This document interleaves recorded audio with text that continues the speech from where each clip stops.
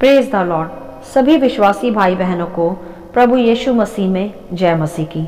Bible शिक्षा channel पर आप सभी का स्वागत है। हमारे इस चैनल को देखने के लिए आप चैनल को सब्सक्राइब करें और बेल आइकन के ऑल बटन को ज़रूर दबाएं, तभी आपको हमारी आने वाली हर वीडियो का नोटिफिकेशन मिलता रहेगा। आज मैं आपके लिए बाइबल की पुस्तक से सुलेमान की बुद्धि प्राप्त करने के लिए की गई प्रार्थना का संक्षिप्त विवरण लेकर आई हूँ, जो आपको पहला राजाओं अध्याय 3 में विस्तार से देखने को मिल जाएगा। तो चलिए भाइयों बहनों, हम वीडियो स्टार्ट करते हैं। बाइबल दर्शाती है यहाँ कि यह उस समय की बात है जब राजा दाऊद की मृत्यु के बाद उसका पुत्र सुलेमान अपने पिता की गद्दी पर विराजमान हुआ और उसका राज्य बहुत दृढ़ हुआ। और बाइबल यह भी बताती है कि दाऊद ने अपने पुत्र सुलेमान को यहोवा के मार्गों पर चलने की उत्तम शिक्षा दी थी, जिसके कारण सुलेमान यहोवा से प्रेम रखने वाला एक पुरुष था तथा अपने पिता दाऊद की विधियों पर चलता रहा। परंतु वह कहीं कहीं ऊंचे स्थानों पर बलि चढ़ाता व धूप जलाता और मिस्री लड़कियों से उसने विवाह भी किया था। यह सुलेमान की गलतियों में गिना जाने वाले अपराध थे। परंतु मेरे प्रियो, आज हम उसके एक उत्तम भाग की यहाँ चर्चा कर रहे हैं, जो हमें बहुत ही उत्तम शिक्षा प्रदान करती है, जो कि यह प्रकट करती है कि एक रात यहोवा ने स्वप्न के द्वारा सुलेमान को दर्शन देकर कहा कि जो कुछ तू चाहे कि मैं तुझे दूं वह मांग। यहाँ हम देख सकते हैं कि परमेश्वर ने आप ही स्वप्न में सुलेमान को वरदान देने के विषय कहा था, क्योंकि बाइबल यह भी प्रकट करती है कि सुलेमान अपने पिता की सिखाई हुई विधियों को भी भली प्रकार मानता तथा जानता था, इसीलिए परमेश्वर उससे प्रसन्न रहते थे। और जब यहोवा ने सुलेमान की इच्छा पूछी वरदान मांगने के विषय, तब हम देखते हैं वहां कि सुलेमान ने कहा, हे मेरे परमेश्वर यहोवा, तूने अपने दास को मेरे पिता दाऊद के स्थान पर राजा ठहराया है, परंतु मैं छोटा सा लड़का सा हूँ जो भीतर बाहर आना जाना नहीं जानता।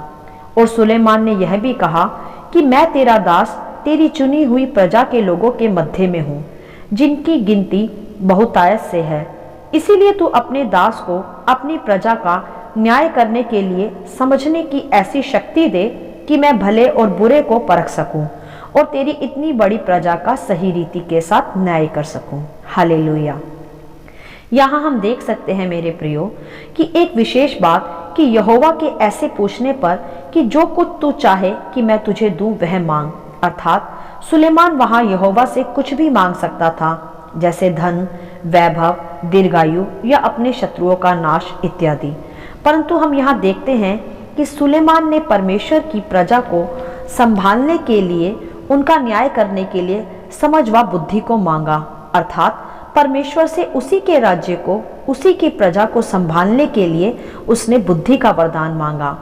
और इस पर आगे हम देखते हैं कि यहोवा परमेश्वर इस बात से प्रसन्न हुए और परमेश्वर ने उससे कहा, इसीलिए कि तूने यह वरदान मांगा है और ना दीर्घायु और ना धन और ना अपने शत्रुओं का नाश मांगा है, इसीलिए सुन, मैं तेरे वचन के अनुसार करता हूँ, तुझे बुद्धि और विवेक से भरा मन देता हूँ, यहाँ तक कि तेरे सामने ना तो तुझसे पहले कोई हुआ ना होगा। और फिर परमेश्वर ने उससे कहा कि और जो तूने नहीं मांगा, अर्थात धन और महिमा, वह भी मैं तुझे यहाँ तक देता हूँ कि तेरे जीवन भर कोई तेरे तुल्य राजा ना हुआ और ना होगा। और यदि तू अपने पिता दाऊद के समान मेरे मार्गों पर चलता हुआ मेरी विधियों और आज्ञाओं को मानता रहेगा, तो मैं तेरी आयु को भी बढ़ाऊंगा। हालेलुया। मेरे प्रियो, यहाँ हम देख सकते हैं भली प्रकार परमेश्वर करुणा निधान परमेश्वर है, उसका सुंदर प्रतिरूप, जो कि प्रकट करता है कि वह मांगने से भी बढ़कर देने वाला परमेश्वर है। जो सुलेमान ने मांगा भी नहीं, वह भी परमेश्वर ने सुलेमान को दिया। वह इसीलिए हुआ मेरे प्रियो, क्योंकि सुलेमान ने जो मांगा था वह परमेश्वर के राज्य व उसकी प्रजा के ही हित के लिए था, उसी की महिमा के लिए था, उसी की इच्छा में था। इसीलिए परमेश्वर ने प्रसन्न होकर सुलेमान को वह भी दे दिया जो उसने नहीं मांगा था, अर्थात धन और महिमा। हालेलुया। मेरे प्रियो, अब इस अध्याय से सीखने की जो विशेष बात है वह यह है कि हमें भी परमेश्वर से उसके राज्य को बढ़ाने हेतु वरदान मांगने चाहिए, ताकि हम परमेश्वर का कार्य इस पृथ्वी पर रहते हुए भली प्रकार कर सकें। और जब हम ऐसी इच्छा रखते हैं तो परमेश्वर उसके साथ साथ हमें और भी आशीषों से तृप्त करता है। फिर चाहे वह धन हो या महिमा हो या फिर दीर्घायु हो, सब कुछ परमेश्वर हमें प्रदान करता है। और फिर यह वचन सिद्ध हो जाता है कि तू पहले मेरे धर्म और राज्य की खोज कर तो हर वस्तु तुझे मिल जाएगी। हालेलुया। जैसा कि हम सुलेमान को भी देख सकते हैं कि उसे इतनी आशीषें मिली, उसका वैभव यहाँ तक कि दूर दूर से राजा देखने आया करते थे। उसके तुल्य ना तो पहले ही और ना बाद में ही कोई राजा हुआ। हालेलुया। मेरे प्रियो, ऐसी ही परमेश्वर की दया और उसकी करुणा और उसकी आशीषें अपरंपार बरकतों से भरी हैं। वे कभी भी समाप्त नहीं होने वाली। बस हमें अपने हृदय में सदा परमेश्वर के राज्य को बढ़ाने के विषय सोचना चाहिए, उसके कार्य करने के विषय सोचना चाहिए कि कैसे हम पृथ्वी पर प्रभु का राज्य बढ़ा सकते हैं, कैसे हम प्रभु के लिए कुछ कर सकते हैं, कैसे हम आत्माओं को बचा सकते हैं।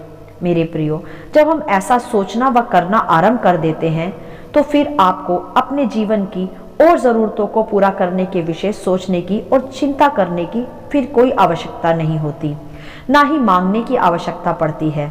क्योंकि जिसने स्वर्ग के विषय कार्य करना आरंभ कर दिया, फिर वह स्वर्ग का एक कर्मचारी बन जाता है।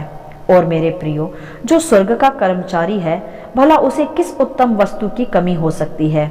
उसे तो सैलरी प्लस बोनस प्लस और भी फैसिलिटीज ऑटोमेटिकली ही मिलती जाएंगी। उसमें चिंता करने की फिर कोई आवश्यकता है ही नहीं। हालेलुया।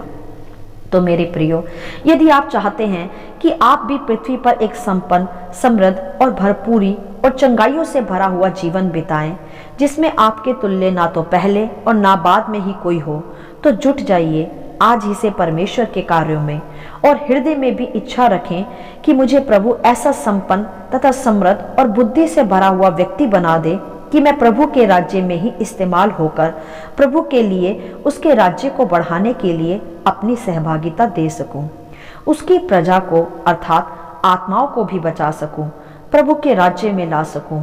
फिर देखें मेरे प्रियो कि कैसे फिर प्रभु आपको उत्तम उत्तम आशीषों से तृप्त करता है।